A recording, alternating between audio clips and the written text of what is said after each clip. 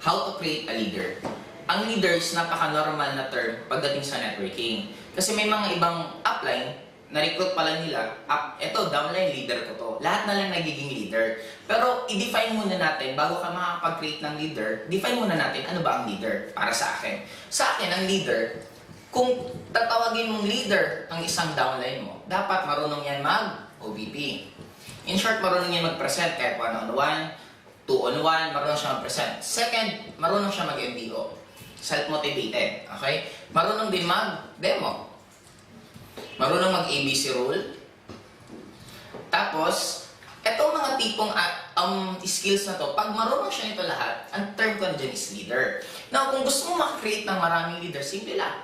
Dapat marunong kang tiwalaan siya na gawin niya yung mga katulad ng pag-UPP. May mga iba kasing upline na, totoo, magaling ka. Di ba, pag ikaw nag-prospect, ikaw na kumakausap sa prospect, nag-join.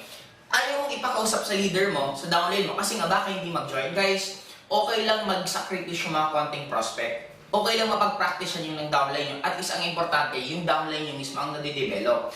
And hindi yan matututo unless naturuan mo or ipatry mo. Ngayon, what if may mga leader ka, downline ka, na tinuturuan mo mag-OPP, pag papa-OPP mo na biglang upline, okay lang ba ikaw na lang, bukas na lang ako. Yung laging umiis ka po pagdating sa OPP.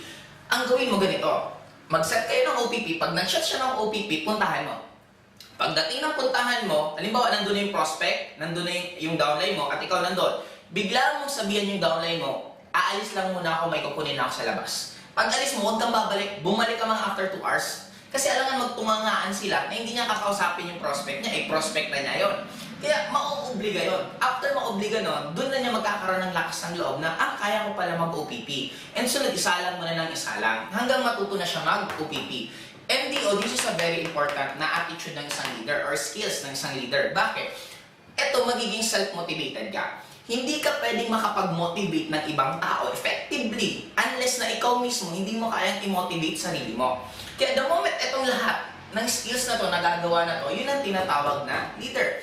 For you to create a leader, dapat magsimula muna sa sarili mo. Kung ikaw yung tipong upline, marunong ka mag-OPP, hindi ka marunong mag-MD, hindi ka marunong product, ABC rule na lang, hindi ka pa rin marunong. Ibig sabihin, hindi ka pa leader. Now, kung hindi ka leader, paano ka makakapag-create ng leader kung hindi ka leader? Ito nga, lead.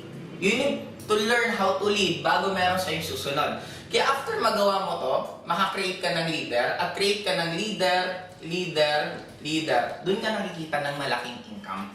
Kaya, to tell you honestly, hindi ka dito kikita ng sobrang laki kung hindi ka mismo leader.